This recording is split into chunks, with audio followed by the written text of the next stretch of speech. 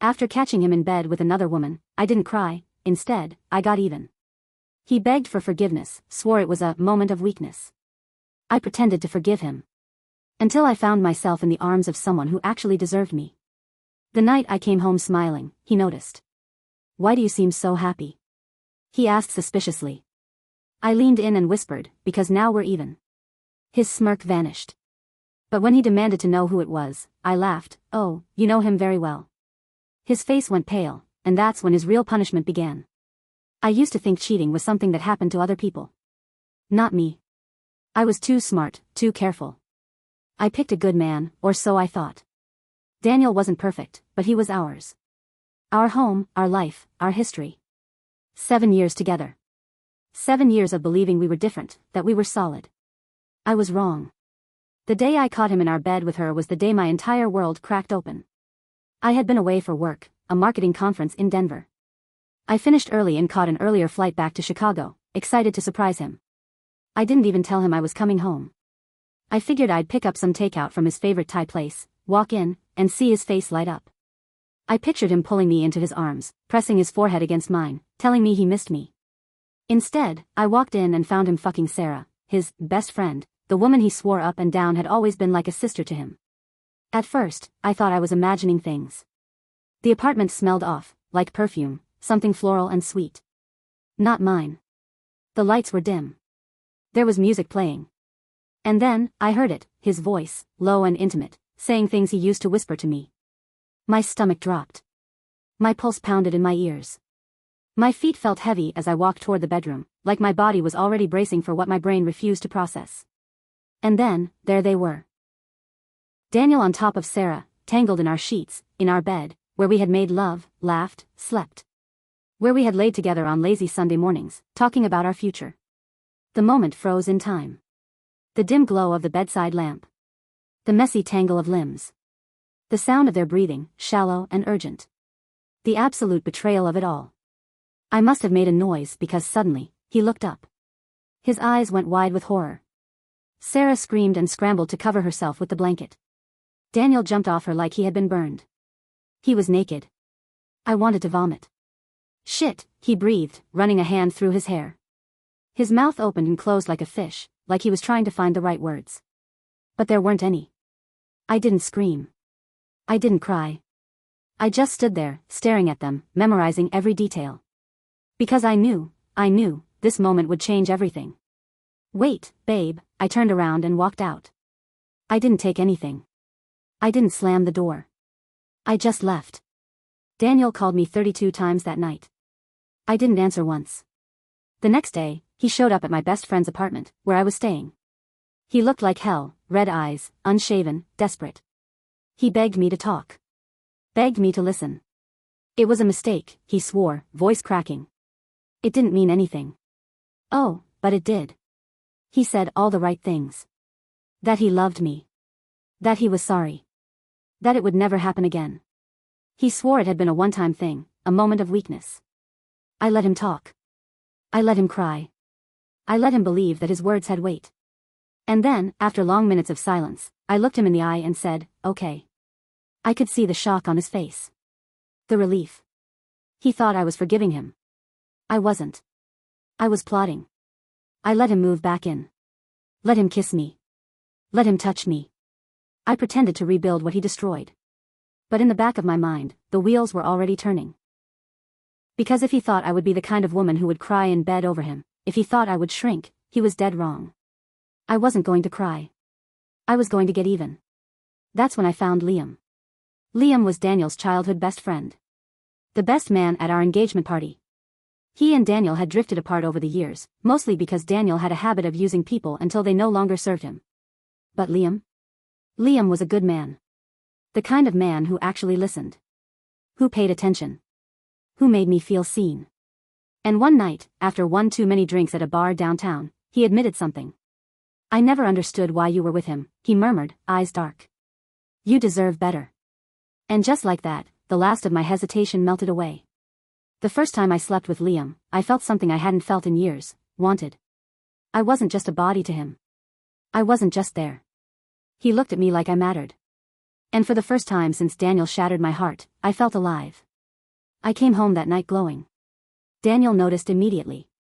"Why do you seem so happy?" he asked, narrowing his eyes. I smiled. Leaned in close. And whispered, "Because now we're even." His smirk vanished. His entire face changed, confusion, then realization, then pure horror. His hands clenched at his sides. His jaw tightened. His breathing turned sharp and uneven. "Who?" His voice was low, dangerous. "Who was it?" I laughed. "Oh, Daniel," I said, shaking my head. "You know him very well." His face drained of color. And that's when his real punishment began. Daniel's whole body went stiff. His jaw clenched so tight I thought his teeth might crack. His hands twitched, like he wanted to grab something, me, maybe, or the nearest object to throw. His voice was low, almost a growl. "Who the fuck was it?" I just smirked. "Figure it out." And then, I walked into the bathroom and shut the door, leaving him standing there, seething. I won't lie, that moment felt damn good. But what I didn't expect was what happened next. I thought he would lose it right then and there. Thought he'd scream, throw things, maybe even storm out. But he didn't. Instead, he got quiet. Too quiet. For the next few days, he barely spoke to me. No more groveling, no more apologies. He didn't ask for forgiveness anymore. He just watched me. Studied me. Like he was trying to crack a code. One night, I woke up and found him sitting on the edge of the bed, staring at me in the dark. When I shifted, pretending I wasn't unnerved, he spoke. "You're still lying to me." I blinked. "Excuse me?" His head tilted slightly. "You say we're even, but you're still hiding something." I sat up and crossed my arms. "Why?" "Because you can't handle not being in control for once?" He smiled then, but it wasn't a real smile. It was slow, sharp. "You think you've won, don't you?" he murmured. I didn't answer. Because something about the way he said it sent a chill through me. That night, I double-checked the locks before I went to bed. A week later, Liam called me. "I think Daniel knows." My stomach dropped. "What do you mean?" I whispered, moving into the bathroom and locking the door behind me. "He showed up at my apartment," Liam said. "Didn't say anything, just looked at me. For a long time. Then he left." Shit. My mind raced. I should have seen this coming. Daniel wasn't stupid, manipulative, selfish, a liar, but not stupid. If he was being quiet, if he was just watching, it meant he was planning something. That same night, I came home and found our wedding photo, the one we'd taken 2 years before I found him in bed with Sarah, face down on the kitchen counter. Next to it was a note. "Checkmate." My hands went cold. I picked up the photo, turned it over, and gasped. The glass was shattered. That night, he came home late. He smelled like whiskey. His tie was loose, his eyes a little wild. I know it was Liam. I didn't react. And? His smile was slow, cruel. "You think this is over?" I should have laughed. Should have told him I didn't care what he thought, that his opinion no longer mattered. But something in his tone made my stomach twist. He wasn't just angry. He was enjoying this. And then, he said something that sent ice through my veins. "I ran into Sarah today." I froze. He tilted his head, watching my reaction. She had some interesting things to say. My fingers tightened around the glass of water in my hand. "Like what?" He leaned in, voice low and smug. "Like how you left something out." I swallowed hard. "What are you talking about?" His eyes gleamed. "You think I didn't notice? That you came home glowing before Liam? That this whole revenge thing started weeks before that?" I felt the blood drain from my face. Because he wasn't wrong. I had been with someone else before Liam. It had been a mistake. A reckless, heat-of-the-moment decision. A man I met at a hotel bar one night when I was drowning in whiskey and bitterness, just days after finding Daniel and Sarah in our bed. I never got his last name. Never intended for it to happen. But it did. And now, somehow, Daniel knew. The way he looked at me, smug and victorious, made me want to slap the grin right off his face. "You thought you had the upper hand," he taunted. But I knew something was off. I just had to wait for Sarah to spill. I gritted my teeth. "And what do you plan to do with this earth-shattering discovery?" His smirk widened. "I haven't decided yet. And then, he walked away. Like he had won. The next day, I met Liam for lunch. I had planned to tell him everything, to warn him that Daniel was unraveling. But the second I sat down, he already knew. I got a text from Daniel, he said, his expression dark. My stomach twisted. What did it say? Liam slid his phone across the table. I picked it up and read the message. You were never the first. And attached was a photo, a blurry security cam image of me walking into that hotel with the man I barely remembered. Liam's voice was quiet. Is it true? I looked up at him, my heart pounding. I had no idea what to say. Because I had wanted revenge. But now? Now I was the one with something to lose. I swallowed hard, gripping Liam's phone so tightly my knuckles turned white. My mind was spinning. Daniel had been waiting for this. Watching. Setting the trap. And like a fool, I had walked straight into it. Liam, he held up a hand. Just tell me the truth. His voice was calm, but his eyes were filled with something else. Doubt. I exhaled slowly, my pulse hammering in my ears. It was a mistake, I admitted. It happened once, right after I caught him with Sarah. I didn't even know the guy's name. Liam was quiet for a long time. His jaw tightened. He ran a hand through his hair, staring at the screen like it held some kind of answer.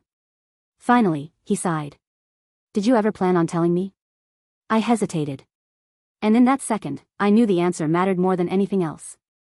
Yes, I said, because it was true. Eventually. I shook my head, my voice dropping. Daniel was never supposed to find out. Liam let out a bitter laugh. Well, he did. And now he's using it. The words settled between us, heavy and unspoken. Daniel was playing the long game. And now, I was trapped in it. That night, I got home to find Daniel waiting. He was sitting on the couch, his legs stretched out, a half-empty glass of whiskey in his hand. Tough day, he asked smoothly, like we were old friends catching up. I tossed my keys onto the counter, not in the mood for his games. What do you want, Daniel? He chuckled, swirling the glass in his hand. I want to see how far you'll go to keep Liam from walking away. My stomach twisted. I don't know what you're talking about, I said, but my voice was too tight. Daniel smirked. Sure, you do. He leaned forward, his eyes locked onto mine. You see, I know Liam. He hates lies. Hates feeling like someone played him. He tilted his head. So tell me, do you think he'll forgive you for keeping your little secret? I clenched my fists. Go to hell. Already there, sweetheart, he shot back. I turned to walk away, but his voice stopped me cold. If you want me to stay quiet, I have a price. I froze. There it was. The trap. Slowly, I turned back to him. What do you want? Daniel set his glass down carefully, like he had all the time in the world. One night. My breath caught in my throat. I felt my stomach turn. You're disgusting. He shrugged. Maybe. But if you want Liam to stick around, you'll at least consider it. My hands shook. And if I don't? His smile was sharp. Then he gets the rest of the story. With proof. You know I always keep receipts. That was the moment I realized Daniel never planned on letting me go. I didn't sleep that night. Every option felt like a no-win scenario. If I refused Daniel, he would make sure Liam never looked at me the same way again.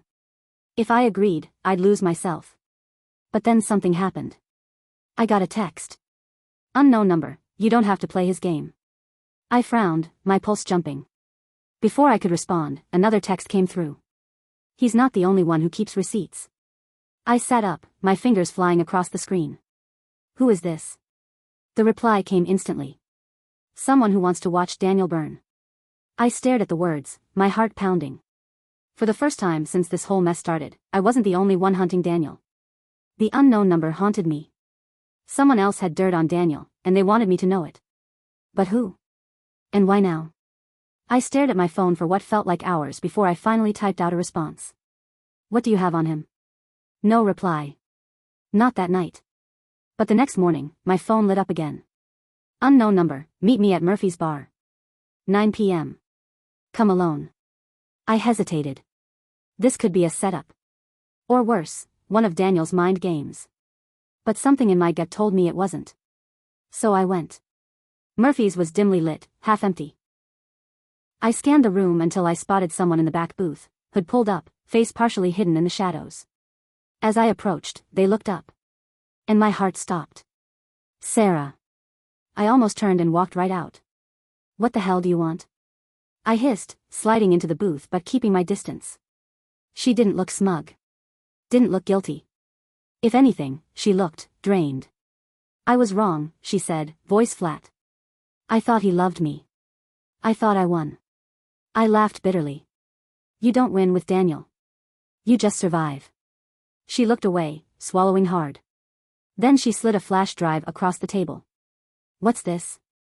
I asked. Proof, she said. That Daniel is a liar. A manipulator. That he's been setting you up for months. My stomach dropped. She exhaled, then met my eyes. You're not the first person he's done this to. I stared at her. What do you mean? I mean, she said carefully, he's done this before. The cheating, the mind games, the revenge. She gestured toward the flash drive. It's all there. Everything. I didn't want to believe her. But I knew. Deep down, I already knew. Daniel didn't love. He controlled. Why are you helping me? I asked, narrowing my eyes. She hesitated, then said, because he's already moved on. And I want to watch him burn. That night, I plugged the flash drive into my laptop. And what I found made my blood run cold. Recordings. Screenshots. Emails. Daniel had been planning my downfall from the start. It wasn't just about revenge. It was about breaking me. About keeping me under his control long enough to make sure I never truly left. There were messages between him and Sarah. Between him and other women. There were screenshots of fake conversations he had created, things he planned to leak if I ever pushed back too hard. And there, at the very end, was an email draft. To Liam. With an edited video of me at that hotel, carefully manipulated to make it look like I had been seeing the mystery man for months. He hadn't sent it yet. But he would. Unless I stopped him first. The showdown the next day, I sent out one message. Dinner at our place tonight. 8 p.m. We need to talk. Daniel replied within seconds. Finally. Liam took longer, but his response was short. I'll be there. And Sarah? She simply wrote, can't wait. Daniel walked in first, a cocky smirk on his face. So, are we finally done pretending? I didn't respond. Liam showed up next. He looked tense, guarded. And then Sarah arrived. Daniel's smirk vanished. What the? Sit down, I said calmly. He hesitated. Then, as if sensing something was off, he slowly lowered himself into a chair. I turned on the TV. The flash drive was already plugged in. With one click, the screen lit up, showing everything. The fake texts. The recorded calls. The emails. And, finally, the video he planned to send Liam. Liam's face darkened. You son of a bitch. Daniel shot to his feet. This is bullshit, no, Sarah cut in, voice sharp. This is you. This is what you do. What you always do. Daniel's face twisted in anger. He turned to me. You believe her? After everything? I met his gaze. I believe proof. For the first time, real fear flickered across his face. And then, Liam punched him. Hard. Daniel stumbled back, clutching his jaw. You're gonna regret that, no, Liam snarled. You will. Daniel turned to me, desperate now. You set me up. I smiled. No. I just let you destroy yourself. Daniel left that night, but not before throwing one last threat over his shoulder. This isn't over. Maybe it wasn't. But I no longer cared. Sarah disappeared after that. Moved away, last I heard. Liam, he needed time. He said he still cared about me, but trust? That was another story. I let him go. He deserved better than the wreckage Daniel left behind. As for me? I moved on. Slowly. Painfully. But I did. And Daniel? Well. He lost his job when an anonymous email leaked certain documents to his boss. And his reputation? Shattered. Some people never learn. But me? I did. And I'll never let a man like Daniel fool me again.